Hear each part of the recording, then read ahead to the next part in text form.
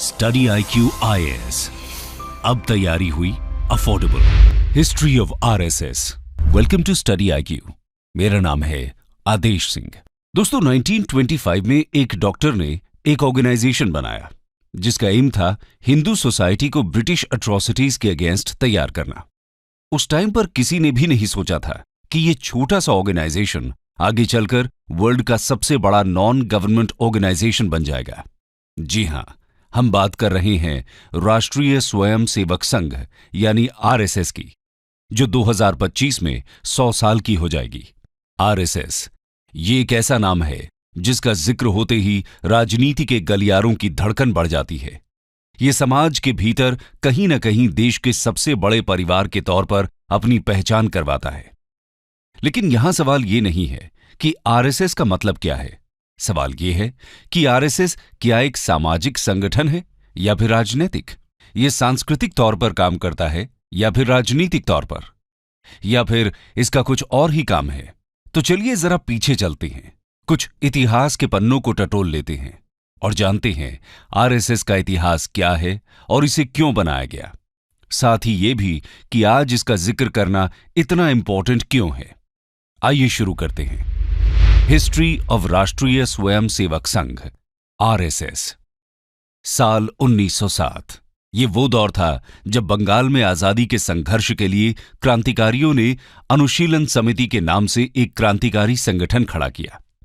नागपुर से डॉक्टर की पढ़ाई करने आए केशवराम बलराम हेडगेवार भी इस संगठन का हिस्सा बने और जेल भी गए। दादा भाई नौरोजी ने उस वक्त गर्म सोच के नायक लोकमान्य बाल गंगाधर तिलक को कांग्रेस में आने का न्योता दिया, तो हेडगेवार भी कांग्रेस में उनके साथ ही आ गए। हेडगेवार ने कांग्रेस के साथ काफी समय तक काम किया, लेकिन 1917 में टर्की के खलीफा की गद्दी छिन जाने के विरोध में पूरे हिंदुस्तान में खिलाफत मूवमेंट की शुरुआत हो गई और गांधी जी की अगुवाई में कांग्रेस ने भी इसका समर्थन किया। लेकिन डॉक्टर हेडगेवार को कांग्रेस द्वारा खिलाफत मूवमेंट से जुड़ने वाली बात परेशान कर रही थी। उन्हें ये बात अंदर ही अंदर चुभ रही थी, क्योंकि उन्होंने इसे मुस्लिम तुष्टीकरण की राजनीति माना। हालांकि नाराजगी के बाद भी डॉक्टर हेडगेवार कांग्रेस का हिस्सा बने रहे, बल्कि 1922 में नागपुर कांग्रेस अधिवेशन और 1925 के कोलकाता अधिवेशन में भी डॉक्टर हेडगेवार मौजूद थे। लेकिन इस घटना के बाद डॉक्टर हेडगेवार के दिमाग में कुछ और ही चल रहा था। उन्होंने अब मन बना लिया था कि वे एक ऐसी संस्था को फॉर्म करेंगे जो हिंदुओं के हितों को लेकर चले और आगे बढ़े। उन्होंने इसकी शुरुआत अपने घर से ही की। कहा जाता है कि शुरुआत में डॉक्टर हेडगेवार को सुनने के लिए सिर्फ 12 लोग ही पहुंचे थे, लेकिन 12 से 1200 बनने में वक्त नहीं लगा। धीरे धीरे समय बदलता गया और एक समय ऐसा भी आया जब हजारों की संख्या में लोग डॉक्टर हेडगेवार के विचारों से प्रभावित होने लगे थे और इसी के साथ अब संघ की स्थापना का रास्ता साफ नजर आ रहा था। डॉक्टर हेडगेवार के लिए यह काम इतना आसान नहीं था। इस रास्ते में कई सारी प्रॉब्लम्स पैर पसारे खड़ी थीं। कहा जाता है कि डॉक्टर हेडगेवार जी ने खुद शाखा लगाना शुरू किया। शाखा में योग, सूर्य नमस्कार, लाठी ट्रेनिंग के साथ साथ इंटेलेक्चुअल डिस्कशन को भी शामिल किया गया। धीरे धीरे लोग डॉक्टर हेडगेवार की बातों से प्रभावित होने लगे और उनके इस अभियान में जुड़ने लगे। कुछ ही समय में शाखा में आने वालों की संख्या कई गुना बढ़ गई। अब समय आ गया था जब डॉक्टर हेडगेवार ने संघ को ऑफिशियल रूप देने का सोचा। डॉक्टर हेडगेवार ने साल 1925 में नागपुर में विजयदशमी के दिन RSS की बुनियाद रख दी। धीरे धीरे महाराष्ट्र के कई इलाकों जैसे नासिक, पुणे, अमरावती, यावतमाल में संघ ने अपने पैर जमाने शुरू कर दिए और महाराष्ट्र के साथ साथ मध्य भारत में भी शाखा का विस्तार होना शुरू हो गया। लोगों का शाखा के साथ जुड़ना किसी बदलाव से कम नहीं था। ये एक ऐसा बदलाव था जिसको बनाया तो सामाजिक काम करने के लिए था, लेकिन आगे चलकर ये राजनीति का वो गोल चक्कर बना जिसके चारों तरफ ही राजनीति का ताना बाना बुना जाना था। संघ में लोगों की संख्या लगातार बढ़ रही थी, लेकिन महाराष्ट्र के बाहर अभी भी संघ का कोई खास असर नहीं था। संघ विस्तार के लिए तैयार था और महाराष्ट्र के बाहर पैर पसारने का मौका तब मिला जब डॉक्टर हेडगेवार को 1930 के आसपास बनारस हिंदू यूनिवर्सिटी जाने का मौका मिला। डॉक्टर हेडगेवार BHU आए और पंडित मदन मोहन मालवीय से बात की। पंडित मदन मोहन मालवीय ने बीएचयू परिसर में संघ का ऑफिस खोलने के लिए परमिशन दे दी। बीएचयू में डॉक्टर हेडगेवार की मुलाकात एमएससी की पढ़ाई कर रहे माधवराव सदाशिवराव गोलवालकर से हुई। गोलवालकर बीएचयू में पढ़ाते भी थे, इसलिए उन्हें सब गुरुजी कहा करते थे। गोलवालकर डॉक्टर हेडगेवार के माध्यम से ही संघ में एक्टिव हुए और उसके मेंबर बने।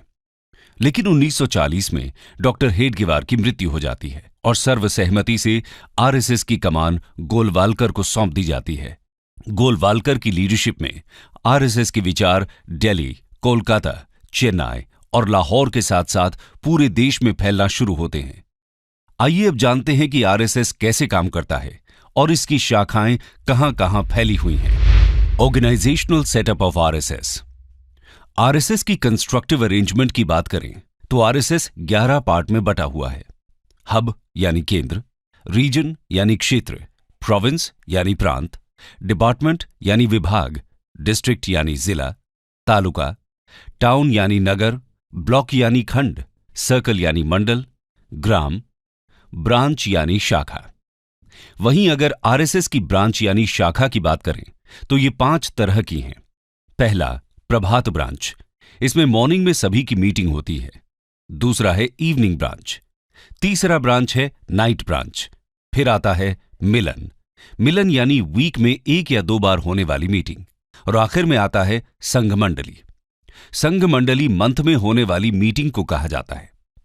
दोस्तों, आपको यह जानकर हैरानी होगी कि संघ में करीब 1 करोड़ से ज्यादा ट्रेन्ड मेंबर्स हैं। संघ परिवार के अंडर 80 से ज्यादा छोटे बड़े संगठन आते हैं। अकेले उत्तर प्रदेश में आरएसएस के 8,000 से ज्यादा ब्रांच हैं। केरला जैसे स्टेट में जहां हिंदू पॉपुलेशन कम है, वहां भी आरएसएस के करीब 5,000 ब्रांच हैं। ये तो बात हुई देश के अंदर की। वहीं दुनिया के 40 से ज्यादा कंट्रीज में आरएसएस की 57,000 ब्रांचेस हैं। इसके साथ ही इन सभी ब्रांचेस में डेली 50 लाख से ज्यादा मेंबर्स आते हैं। देश की हर तहसील और 60,000 गांवों में हर रोज संघ की ब्रांचेस लगती हैं। आप सोच रहे होंगे ये ब्रांचेस क्या हैं? तो बता दें कि ब्रांच या शाखा सुबह शाम होने वाली मीटिंग को कहा जाता है, जो किसी भी खुले ग्राउंड में 1 घंटे की लगती है। इन्हीं ब्रांचेस को आरएसएस की बुनियाद माना जाता है और इसी वजह से इतना बड़ा आरएसएस संगठन चल रहा है। यहां रोज सुबह शाम शाखा का आयोजन होता है, जहां सारे वॉलंटियर्स एक दूसरे से मिलते हैं। इस दौरान सभी प्रेयर करते हैं, योग और गेम्स खेलते हैं। साथ ही ये लोग प्रेयर और कल्चरल एस्पेक्ट्स पर चर्चा भी करते हैं। इसके साथ ही यहां सरसंघ चालक को चुना जाता है और हर सरसंघ चालक अपने नेक्स्ट सरसंघ चालक को अनाउंस करता है। प्रेजेंटली आरएसएस के सरसंघ चालक श्री मोहन भागवत हैं। बता दें कि जो संघ में अपने मन से आता है उन्हें स्वयं सेवक कहा जाता है। इसके अलावा अगर हम इसके विस्तार की बात करें तो आज पूरे वर्ल्ड में आरएसएस की करीब 55 सब्सिडियरी ऑर्गेनाइजेशंस हैं, जैसे भारतीय जनता पार्टी, बजरंग दल, हिंदू जागरण मंच, इंडियन फार्मर्स एसोसिएशन, हिंदू स्वयं सेवक संघ, राष्ट्र सेविका समिति, all India world council, Vidya Bharati, Saraswati Shishu मंदिर, वनवासी कल्याण आश्रम, मुस्लिम नेशनल फोरम, नेशनल सिख संगत, वर्ल्ड डायलॉग सेंटर, स्वदेशी जागरण मंच, लघु उद्योग भारती, विवेकानंद केंद्र, इंडियन लेबर यूनियन, सेवा भारती, विश्व हिंदू परिषद एटसेट्रा। लेकिन आरएसएस का काम क्या है और भारतीय समाज में इसका क्या योगदान रहा है, आइए जानते हैं। Functions and contributions of RSS. दोस्तों, आरएसएस समाज सेवा और सुधार के साथ साथ राहत और रिहेबिलिटेशन के काम करता है। ये काम डिजास्टर साइट और जरूरतमंद इलाकों में संघ के वॉलंटियर्स देते हैं। इसके अलावा देश में कास्टिज्म को खत्म करना और कल्चरल नेशनलिज्म को बढ़ाना भी संघ का मकसद है। इसके लिए संघ मैगजीन निकालता है, जिन्हें लाखों लोग पढ़ते हैं। इनमें मेन मैगजीन, ऑर्गेनाइजर और पंचजन्य है। इसके अलावा संघ टीनेजर्स और चिल्ड्रन के लिए देवपुत्र नाम की मैगजीन भी निकालता है। अगर बात करें आरएसएस के अभी तक के योगदान की, तो भारत में कश्मीर विलय के वक्त जब नेहरू सरकार कुछ असमंजस की स्थिति में थी, तो उस वक्त सरदार पटेल द्वारा हेल्प मांगने पर आरएसएस प्रमुख गुरु गोलवालकर ने ही महाराजा हरि सिंह से बात की थी। जिसके बाद महाराजा हरि सिंह ने विलय के लिए दिल्ली लेटर भेजा था। इसके अलावा दादरा और नगर हवेली और गोवा के भारत में विलय के दौरान भी संघ ने बहुत इंपॉर्टेंट रोल प्ले किया था। 22 जुलाई 1954 को दादरा को पोर्चुगीज से मुक्त कराया गया था। 28 जुलाई को आरएसएस लीडर वाकनकर की लीडरशिप में स्वयंसेवक्स ने नारोली पुलिस स्टेशन पर हमला बोल दिया और पोर्चुगीज स्टाफर्स को ओवरपावर करते हुए उन्हें सरेंडर करने के लिए मजबूर कर दिया। लिबरेशन फोर्सेस को इस तरह आगे बढ़ता देख पोर्चुगीज फोर्सेस कैप्टन विर्गिलियो फिडाल्गो के नेतृत्व में राजधानी सिल्वासा की तरफ रिट्रीट कर चुकी होती है। लिबरेशन फोर्सेस फिडाल्गो से सरेंडर करने के लिए कहते हैं और इनके मना करने पर बड़ी संख्या में आरएसएस स्वयंसेवक्स और लिबरेशन फोर्सेस के बाकी मेंबर्स सिल्वासा की तरफ मार्च करते हैं। पोर्चुगीज भाग जाते हैं और स्वयंसेवक 2 अगस्त 1954 की सुबह पोर्चुगीज का फ्लैग उतारकर भारत का तिरंगा यहां फहराते हैं। इस तरह पूरा दादरा नगर हवेली पोर्चुगीज के कब्जे से मुक्त कराकर भारत सरकार को सौंप दिया जाता है। 1962 में जब इंडो चाइना वॉर हुआ, उस वक्त भी संघ ने आगे आकर आर्मी की हेल्प की। आर्मी रूट्स पर नजर रखना, एडमिनिस्ट्रेशन की हेल्प, आर्मी का खाने का इंतजाम करना और साथ ही साथ आर्मी फैमिलीज की हेल्प करने जैसे काम आरएसएस द्वारा किए गए। उनके इस काम को पूरे देश के लोगों ने अप्रिशिएट किया। आरएसएस के इस काम को देखते हुए पीएम नेहरू ने 1963 के रिपब्लिक डे परेड फंक्शन में स्पेशली आरएसएस को इनवाइट किया। 2 दिन के नोटिस पर 3000 स्वयं सेवक ने अपनी यूनिफॉर्म में राजपथ पर मार्च पास्ट किया। इतना ही नहीं, 1965 में इंडो पाक वॉर के दौरान भी तत्कालीन पीएम लाल बहादुर शास्त्री ने संघ को याद किया था। उस वक्त घायल जवानों को सबसे ज्यादा ब्लड संघ के ही स्वयं सेवकों ने दिया था। साथ ही कश्मीर में एयर स्ट्रिप्स से स्नो हटाने का काम भी संघ के स्वयं सेवकों ने ही किया था। इसके अलावा 1971 में ओडिशा में आए भयानक साइक्लोन से लेकर भोपाल गैस ट्रेजेडी तक, 1984 में सिख दंगों से लेकर Gujarat earthquake, tsunami catastrophe, Uttarakhand floods और कारगिल वॉर में घायल लोगों के रेस्क्यू ऑपरेशंस तक संघ ने आगे आकर अपनी सेवाएं दी। हमेशा संघ ने आगे फोर फ्रंट में खड़े हो लोगों की सेवा की है और सिर्फ इंडिया ही नहीं, इवन नेपाल, श्रीलंका और सुमात्रा में भी संघ ने अपनी सेवाएं दी हैं। आरएसएस द्वारा इतना सब करने के बावजूद वो हमेशा कंट्रोवर्सी में फंसती रहती है। उस पर हमेशा से राजनीति में हस्तक्षेप करने के इल्जाम लगते रहे हैं और इसे सरकार द्वारा बैन करने की मांग उठती रही है। आइए जानते हैं इसे कब कब बैन किया गया है। When was RSS banned?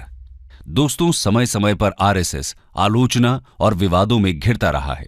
पहली बार जब 1948 में नाथुराम गोडसे ने महात्मा गांधी की हत्या कर दी तो पंडित नेहरू ने इसके लिए आरएसएस को जिम्मेदार ठहराया और इसे बैन कर दिया गया। दूसरी बार 1975 में इंदिरा गांधी ने जब देश में नेशनल इमरजेंसी लगाई थी, उस वक्त भी आरएसएस पर बैन लगा दिया गया था। तीसरी बार 1992 में जब बाबरी मस्जिद को गिरा दिया गया, उस वक्त आरएसएस को बैन किया गया। हम कह सकते हैं कि एक सामाजिक संगठन होने के बावजूद आरएसएस का हमेशा से इंडियन पॉलिटिक्स से गहरा नाता रहा है। आइए आरएसएस और इंडियन पॉलिटिक्स के इस कनेक्शन को समझने की कोशिश करते हैं। RSS and politics. आजादी से पहले और आजादी के बाद भी आरएसएस पॉलिटिक्स से न चाहते हुए भी जुड़ा रहा है। 1975 में इमरजेंसी के वक्त आरएसएस का नाम बड़े लेवल पर पॉलिटिक्स में दिखा। इसके अलावा यह भी बहुत कम लोग जानते हैं कि राजीव गांधी को भी एक वक्त पर आरएसएस के आगे झुकना पड़ा था। दरअसल ये बात 1989 की है, जब राम जन्मभूमि को लेकर छिड़े विवाद में राजीव गांधी को अपनी सत्ता जाती दिखाई देने लगी थी।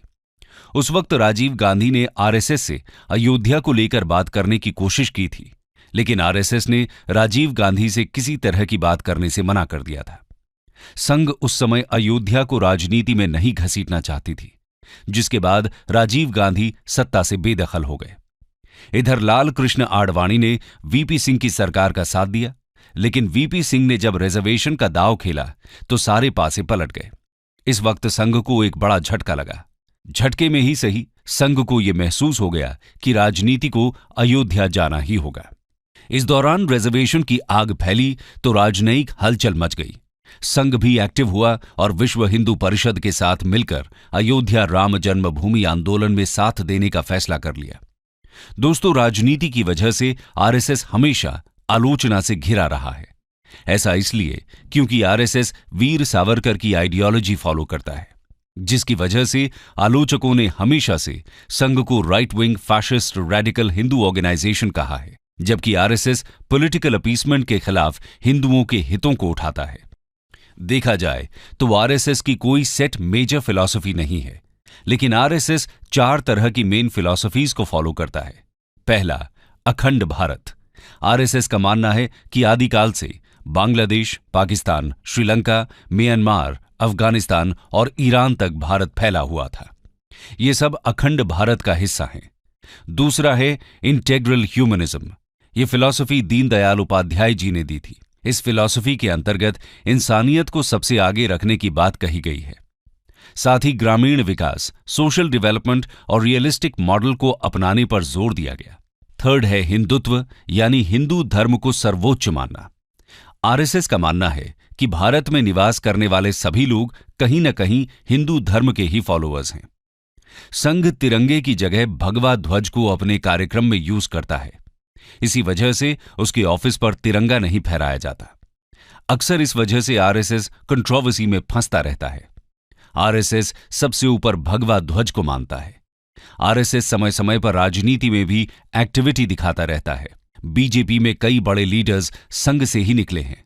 अब चाहे वो लेट श्री अटल बिहारी वाजपेयी हों, लाल कृष्ण आडवाणी हों, हमारे होम मिनिस्टर अमित शाह हों या फिर देश के पीएम नरेंद्र मोदी। इसीलिए इनके कार्यों में संघ की आइडियोलॉजी की छाप देखना कोई हैरानी की बात नहीं कही जा सकती। कंक्लूजन। तो दोस्तों, एक कमरे से स्टार्ट हुआ ये संघ आज पूरे भारत में ही नहीं बल्कि पूरी दुनिया में फैला हुआ है। आज आरएसएस 97 ईयर्स का हो चुका है। दुनिया में शायद ही किसी संगठन की इतनी आलोचना हुई होगी जितनी आरएसएस की हुई है, लेकिन इसके बावजूद आरएसएस आज भी अपने विचारों को लेकर डिटरमिन्ड है और अपने मोटो को लेकर आगे बढ़ रहा है। आज आरएसएस की पॉपुलैरिटी इतनी ज्यादा है कि आप भारत के किसी भी कोने में हो, आपको इसके होने का एहसास हो ही जाएगा। स्टडी IQ IAS, अब तैयारी हुई अफोर्डेबल।